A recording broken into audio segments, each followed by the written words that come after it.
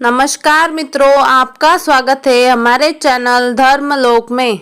आज हम जानेंगे मूर्ति पूजा करनी चाहिए या नहीं। तो चलिए शुरू करते हैं।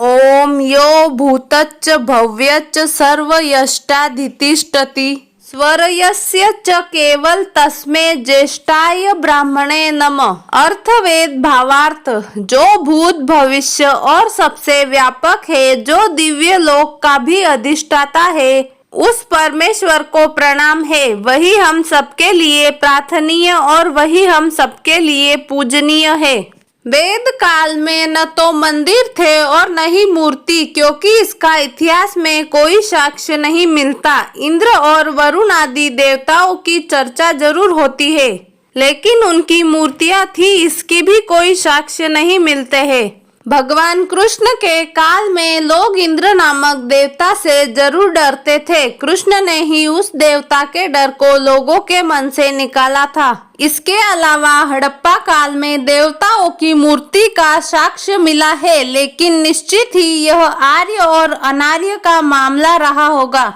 पूर्व वैदिक काल में वैदिक समाज इकट्ठा होकर एक ही वेदी पर खड़ा होकर ब्रह्मा के प्रति अपना समर्पण भाव व्यक्त करते थे। इसके अलावा अर्थवेद की रचना के बाद वे यज्ञ के द्वारा भी ईश्वर और प्रकृति तत्वों का आह्वान और प्रार्थना करते थे। बाद में धीरे धीरे लोग वेदों का गलत अर्थ निकालने लगे। हिंदू धर्म मूलतः अद्वैतवाद और एकेश्वरवाद का समर्थक है, जिसका मूल ऋग्वेद उपनिषद और गीता में मिलता है। शिवलिंग की पूजा का प्रचलन पुराणों की देन है। शिवलिंग पूजन के बाद धीरे धीरे नाग और यक्षों की पूजा का प्रचलन हिंदू जैन धर्म में बढ़ने लगा।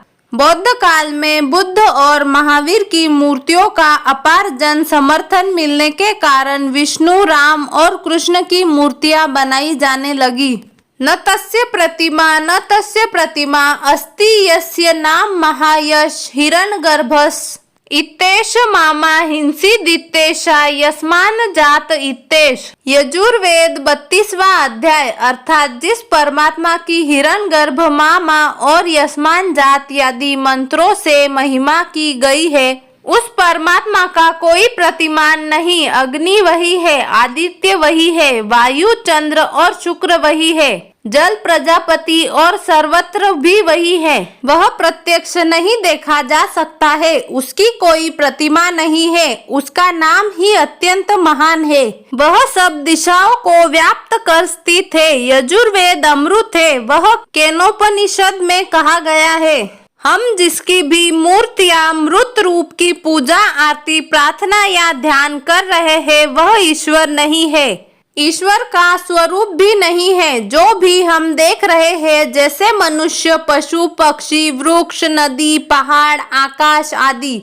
फिर जो भी हम श्रवण कर रहे हैं, जैसे कोई संगीत, गर्जना आदि, फिर जो हम अन्य इंद्रियों से अनुभव कर रहे हैं, समझ रहे हैं, उपरोक्त सब कुछ ईश्वर नहीं है, लेकिन ईश्वर के द्वारा हमें देखने, सुनने और सांस लेने की शक्ति प्राप्त होती है। इस तरह से ही जानने वाली ही निराकार सत्य को मानते हैं। यही सनातन सत्य है। स्पष्ट है कि वेद के अनुसार ईश्वर की न तो कोई प्रतिमा या मूर्ति है और न ही उसे प्रत्यक्ष रूप में देखा जा सकता है। किसी मूर्ति में ईश्वर के बसने या ईश्वर का प्रत्यक्ष दर्शन करने का कथन वेद सम्मत नहीं है। जो वेद सम्मत नहीं, वह धर्म विरुद्ध है। भगवान कृष्ण भी कहते हैं, जो परमात्मा को अजन्मा और अनादि तथा लोकों का महान ईश्वर तत्व से जानते हैं, वे ही मनुष्यों में ज्ञानवान है। वे सब पापों से मुक्त हो जाते हैं।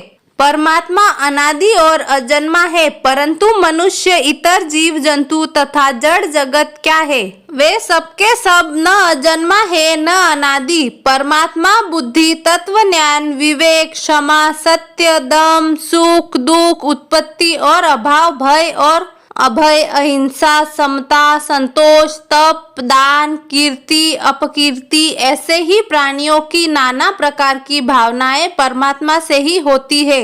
जब भगवान कृष्ण कहते हैं कि परमात्मा अजन्मा है और अमृत है, फिर उसकी मूर्ति कैसे बन सकती है? यह सही भी है कि आज तक परमात्मा की कोई मूर्ति नहीं बनी है। देवी देवताओं, पितरों, गुरुओं और भगवानों की मूर्ति बनी है।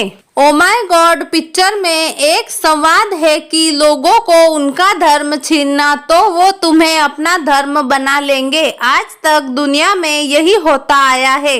अवतारियों ने लोगों से उनका अंधविश्वास छीनकर उन्हें वेद के सच्चे मार्ग पर चलने का रास्ता दिखाया, तो लोगों ने उस मार्ग पर चलने की बजाय उन अवतारियों को ही पूजना शुरू कर दिया। भगवान बुद्ध ने कहा था कि मेरी मूर्ति बनाकर मुझे पूजना मत, लेकिन आज सबसे ज्यादा मूर्तियां उन्हीं की बनी हुई है। तब सवाल ये उठता है कि हिंदू धर्म के धर्म ग्रंथ वेद, उपनिषद और गीता भी मूर्ति पूजा को नहीं मानते हैं। तो हिंदू क्यों मूर्ति या पत्थर की पूजा करते हैं और इस पूजा का प्रचलन आखिर कैसे, क्यों और कब हुआ? हालांकि मूर्ति पूजा के समर्थक कहते हैं कि ईश्वर तक पहुंचने में मूर्ति पूजा रास्ते को सरल बनाती है। मन की एकाग्रता और चित्त को स्थिर करने में मूर्ति की पूजा से सहायता मिलती है। मूर्ति को आराध्य मानकर उसकी ऊपर आसन करने से, फूल आदि अर्पित करने से मन में विश्वास और खुशी का एहसास होता है। इस विश्वास और खुशी के कारण ही मनोकामना की पूर्ति होती है। विश्वास और श्रद्धा ही जीवन में सफलता का आधार है। तो मित्रों, आज के लिए बस इतना ही। उम्मीद करते हैं हमारे द्वारा दी गई जानकारी आपको अच्छी लगी होगी। आपको हमारा वीडियो अच्छा लगा हो तो लाइक, शेयर और सब्सक्राइब जरूर करें।